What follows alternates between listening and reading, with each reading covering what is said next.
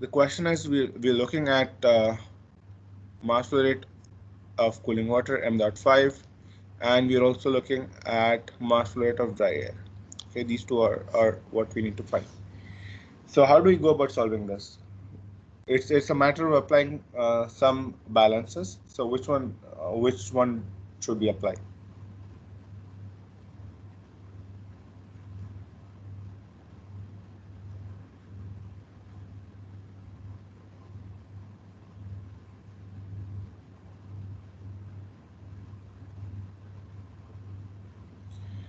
Um, well, do not get worried after reading this question. It may seem long, but I mean, you can look at the schematic and we know what's happening. There's simply evaporation happening, and we need to find out how much is the mass of dry air and how much is the mass of makeup water. So typically when we are doing with these problems, we don't have too many sorts of balances to apply, right? We have mass balance and energy balance. We're not looking at exergy here.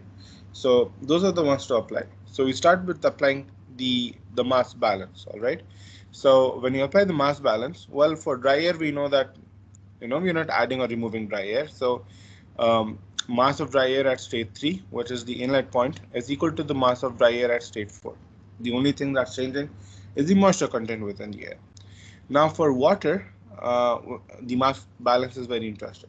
There are three places where water is entering. It's entering as liquid water at state 1, entering at liquid water again at state 5. The mass flow rates are different at these two states, and it's entering also as water vapor through the atmospheric air, and the water vapor at state 3 is MV3. Now on the exit side, it's just going out in two ways. It's either going out as liquid water here with mass flow rate m dot 2, or it's going out as a water vapor at state 4.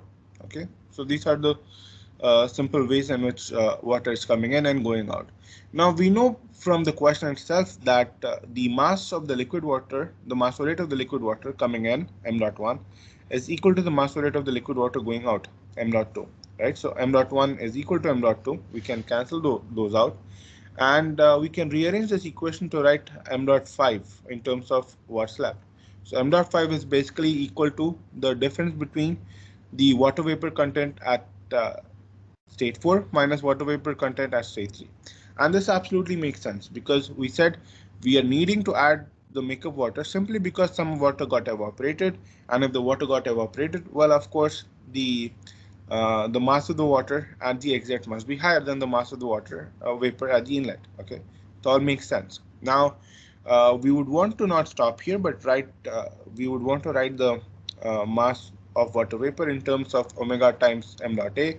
So when we do it for both states, right? So this is where we end up. We can take m dot a common, and we can write m dot 5 as m dot a times omega 4 minus omega 3.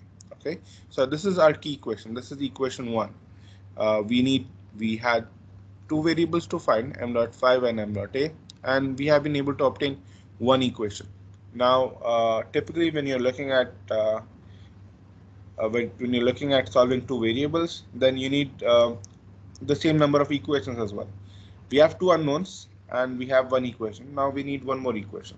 So that would be simply the energy balance equation. Okay, any part that's not so clear up to this point? Is this clear what's happening in here?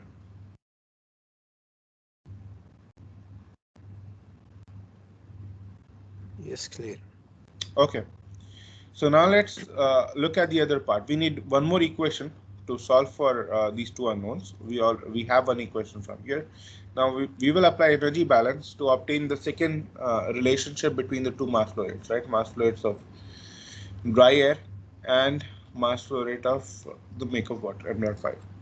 Now, I mean, again, this is we're treating this as a steady state system. So when you apply the energy balance, you're just going to get 0 as summation of m dot I hi minus summation of m dot e he. Okay, the mass times the enthalpy of what's entering minus mass times the enthalpy of what is leaving, what is exiting. And we don't have any heat output, heat input, or work input or work output. So it's nothing is in there. Okay, so it's just the mass times the enthalpy that we need to consider. Now we can write it for all these different streams. Again, simply in terms of what we see. So here we said water is entering through 2 points, state 1 and state 5 in liquid form, and it's exiting as liquid water at state 2.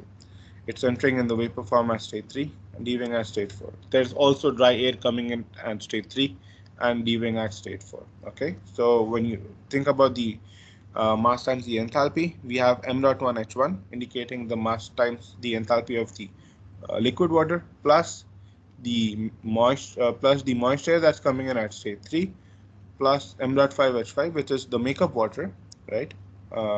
And this are the three things which are entering minus the water at the exit, again in liquid form, minus the moisture at the exit, mass times the enthalpy of the moisture at the exit. Now here we can simply, think about what are the nodes. Now the enthalpy for water, right? We said we have liquid water at 3 states. The enthalpy for water is always taken as HF. We can always take it as saturated liquid at the temperature of interest. So for HW1, HF, for this one, for state 1, we need to get HF1 at 38 degrees Celsius. For 5, we need to get it at 20, and for state 2, we need to get it at 30. Just depending on the temperature, nothing else. Okay.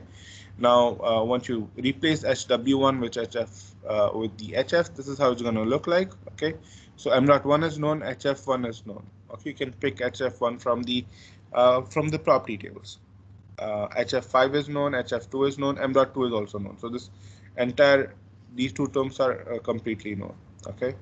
Now we don't know the m dot a, right? We don't know m dot 5, but we also have some m dot v3 terms and m dot v4. So m dot v3 and v4, we can also write it in terms of omega 3 dot m dot a, just to reduce the number of variables, omega 4 times m dot a. So here in this equation, the enthalpies for air, the dry air, and enthalpy of saturated vapor, these are all enthalpies which we can simply pick from the tables because we know the temperature at the inlet and temperature at the exit for air. Okay, so these can be picked. Now the only thing that's not known to us is m dot a and m dot 5. These are the two unknowns. So what we're going to do here is we're going to rearrange this equation and use the first equation that we had between m dot 5 and m dot a. So we said m dot 5 is simply m dot a times omega 4 minus omega 3. We're going to substitute this here into the equation above. So once you do that, the only unknown that's left in this equation would be m dot a. Okay, and ultimately we solve for m dot a. So what we're going to do? Well, we're going to write m dot 1 as m dot 2, m dot 5 in terms of m dot a. All right, and we're going to write m dot v3 and m dot v4 in terms of m dot a, simply by using the definition, right? Omega times m dot a. Once you do that, we and rearrange it to solve for m dot a, we get everything, all the other terms on the right hand side, and here all the other terms are known values, right? So we know m dot 1, we know hf1, hf2, ha4 is simply the enthalpy of dry air at state 4, and this can be either obtained from the table A22, or you can look at this difference ha4 minus ha3 and write it as Cp delta T. Cp is 1.005. Okay. Omega 4 times Hg4 and same with the Hg3 and HF5. These enthalpies are known. Okay, you can pick it up from the tables. Now the only thing that's not known to us is the value of this omegas, right? But this can be calculated because we have again enough information. We have the dry bulb temperature, we have the relative humidity. Okay, so omega is simply PV, 0.622 PV by P minus PV. Okay, P is the mixture pressure. It's already given as 1 atmospheric pressure. Okay, in the question. PV is what we need to determine. PV at state 3 and PV at state 4. So PV at state 3 by PG at state 3 is equal to Phi3. We know the value of Phi3. PG at state 3 is nothing but P sat at T3. This is again something we can pick it up from the tables.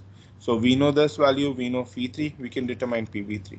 And once you determine PV3, substitute it to this equation, you get omega 3. Same way you do it for PV4 and you get omega 4. So if you do the math, I'm not going to do this here because we have done this several times. If you do the math, this is the value that you get for omega 3 and omega 4. Again, a sanity check before you make use of these values. Omega 4 you can see is much higher than omega 3 simply because that's where the cooling came from. Okay, the evaporation is what caused the cooling. So now once we plug in all these numbers in here, the mass flow rates, the enthalpies, and so on, the mass flow rate of air comes out to be 2 into 10 power 7 kilogram per hour. Okay, so that's the mass of air that's the mass of dry air that needs mass flow rate of dry air that we need to provide the cooling effect. Now the other thing which we needed was the mass of the makeup water. Now we already have this relation. M dot 5 is M dot 8 times omega 4 minus omega 3. So you plug it into that equation right here, and you get the value of 5.24 times 10 power 5 kilogram per hour. So if you just compare this value of makeup water with the mass flow rate that we had in the inlet, you can say that it's about slightly more than 1%, but you can say it's about 1%. Okay, so out of 4.5 into 10 power 7 kilogram per hour, close to or slightly more than 1% of the water got evaporated. The rest remained as the liquid. Okay, and this thing that remained as a liquid, its temperature reduced because of the evaporation of 1% of the water into water vapor. All right, any questions here? Anything that's not so clear?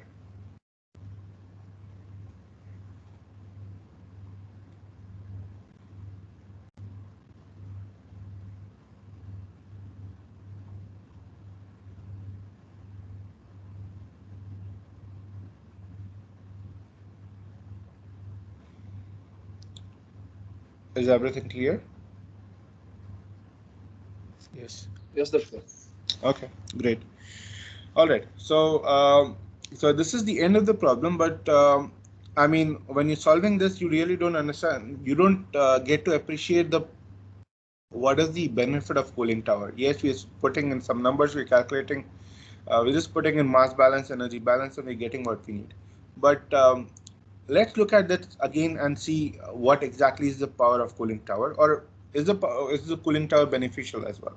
Now, when we think about the cooling tower, the reason why we are sending the water through the cooling tower is, I mean, ultimately what we needed was we wanted to cool this quantity 4.5 into 10 power 7 kilogram per hour. We want to cool it from 38 degrees Celsius to 30 degrees Celsius. This was our simple objective. Now you can do it any way you like, but you want to do it in the least cost possible. If you think about the options available to us, well, one option could be I build some sort of a vapor compression system, right, using a refrigerant. Maybe I use R134A or some other refrigerant, and I make use of the refrigerant to bring down the temperature of the water from 38 to 30 degrees Celsius. This is very much achievable, right? This is something what happens in our let's say the cooling water dispensers. Okay, so you want to cool down the temperature of the water. It the vapor compression system works and it cools down the temperature. This is one option. Okay, it's going to take some work. It's going to take some work input in terms of the compressor, but well, this is one option. Now, the other option that was available to us was to basically make use of the cooling tower. And in the cooling tower, we sent in this huge quantities of water, and we were able to reduce its temperature from 38 to 30 degrees Celsius while adding up some amount of makeup water, which was about 1% of its quantity. And this makeup water was at 20 degrees Celsius, much lower than the temperature of the inlet, right, or the temperature of ambient conditions. So basically, here what we probably needed was we needed to cool down this makeup water, right? So we had to get this water from somewhere, and we had to basically cool it down to 20 degrees Celsius, maybe from a starting temperature of 38. I don't know. Okay, so here in option 2, when you're making use of the cooling tower, you just need to cool down a very small quantity, relatively small quantity, like about 1% of the total water, to 20 degrees Celsius, whereas the rest of the cooling load is being met by sending through the cooling tower. So these are the two options which will achieve us the same thing. They will cool this quantity of water from 38 to 30 degrees Celsius. But if you do a comparison of the energy that's needed in these two options, option 2, where we make use of the cooling tower, requires about 80 times less energy than option 1, simply because we're cooling down much small quantities of water, and the rest is simply taken care by evaporative cooling, which is pretty straightforward and not cost consuming, right? There's no cost that we pay for, apart from, of course, building up this cooling tower and the fan, which you just have to do it once. Okay, so you can see that cooling tower provides us the most efficient way of cooling water or cooling large quantities of water, and this simply no other method comes anywhere near it. So this is something I wanted to give you a good overall picture of where cooling tower comes into the picture, why it makes sense, and how it is much more better than vapor compression refrigeration. This is not to say vapor compression refrigeration is bad. Vapor compression refrigeration certainly makes sense for let's say, for cases where the water flow that you're dealing with is very small. But when you go to really high scales, like the scale shown here, it absolutely makes sense to build up a cooling tower, and this is why cooling towers are extremely common. You'll see them everywhere around us. So that's it. That's the end of chapter 12. Any questions, let me know. Otherwise, see you later tonight at 11, inshallah.